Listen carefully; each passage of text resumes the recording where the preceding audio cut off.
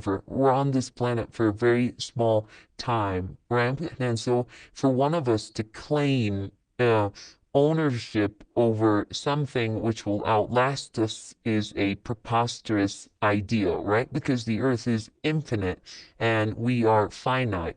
So how is it that something that's finite can claim ownership over something that's infinite and that will be there after we are long gone? That's amazing. Very good example. Here's the property that is owned. It's been around for 1,000 years, and it's going to strong enough to be around for another 1,000 years. And here's somebody who rents it and they live in it. And the owner was kind enough to allow them to live in it rent free. And they, end up passing away one day. And then they want to, the audacity, the rudeness of these people that before they pass away, they leave in their will, they write a will and they leave in the will that their children should inherit from them this property that doesn't even belong to them, that they were just renting for a small time period, right? The same thing is true here.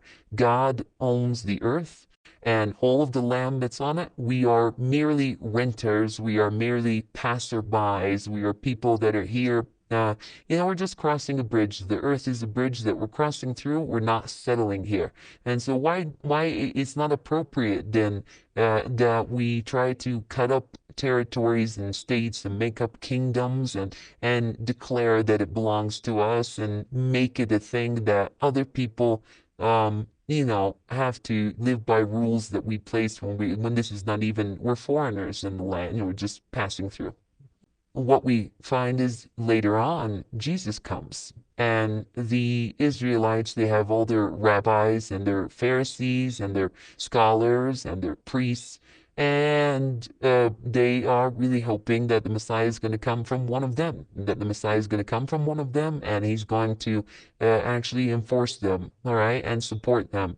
And what happens is that God chooses somebody else, somebody that they least expect to be chosen, um, and that is Jesus, the Son of Mary. And even though they reject Jesus, God does not go with their opinion. God doesn't say, okay, guys, well, since you don't want the person that I appointed responsible over you, or you don't want the king that I chose for you, then you don't have to worry about it. I'll just choose somebody else for you, or you guys choose for yourselves. It doesn't work like that. God got very angry with them. He caused the Romans to destroy the temple and to exile all of them. God ended up not sending to the Israelites another prophet or messenger or Messiah for thousands of years, and they remained for, over almost 2,000 years banished from, their homeland.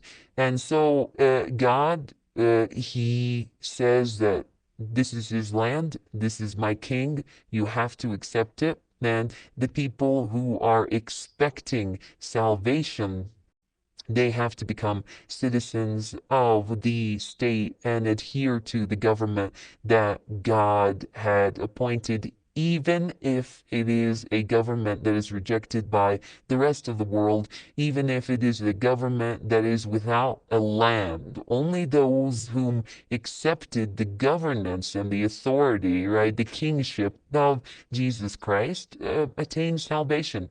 If you don't accept that and you reject that, then you will never attain salvation. And that's a very known concept in, I think that nowadays they have made popular this idea of like, oh, but there's a separation between church and state. No, like, the government is separate from religious affairs, okay, worship of God and managing the affairs of the people.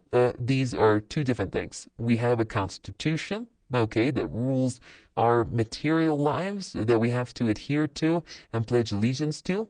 And that's the Constitution, for example, of the United States, or whatever constitution for whatever country.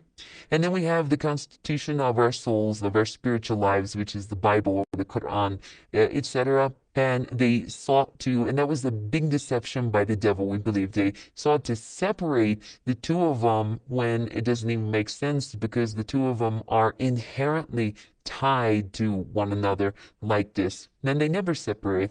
And that's the whole reason why Jesus has a second coming, because Christians believe that there was some unfinished business that he left and he must attend to.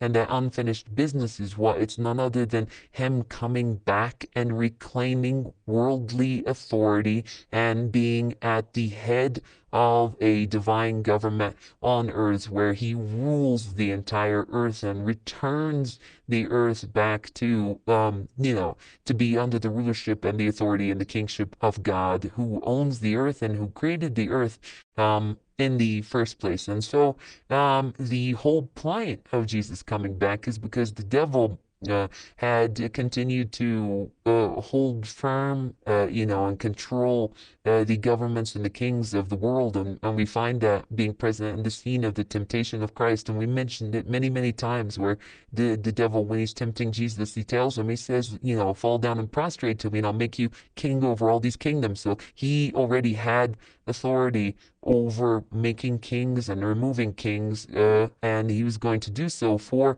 Jesus, so long as Jesus would recognize that, he's his God or his king, yeah, which Jesus refused to do. And so the whole point of Jesus coming back is to snatch away that authority, the earth, from that property, that land, that garden, from the devil, and to establish God's kingdom on earth. Whoever on earth gives life to dead land gets to keep that land. Okay? And in another narration, it clarifies that even further, and it says that whoever gives life to a dead land gets to eat whatever he makes from that dead land, and everything else from it, he has to give it to the imam of the time. Okay. And so here becomes clear this kind of system that's put into place. The idea that's being shown here is that there's this spirit that is blown into Adam in the very beginning. That spirit represents God on earth. That spirit is placed in whoever God chooses, and that spirit is placed into, he becomes the inheritor of God's authority and property in creation. Yes. Okay?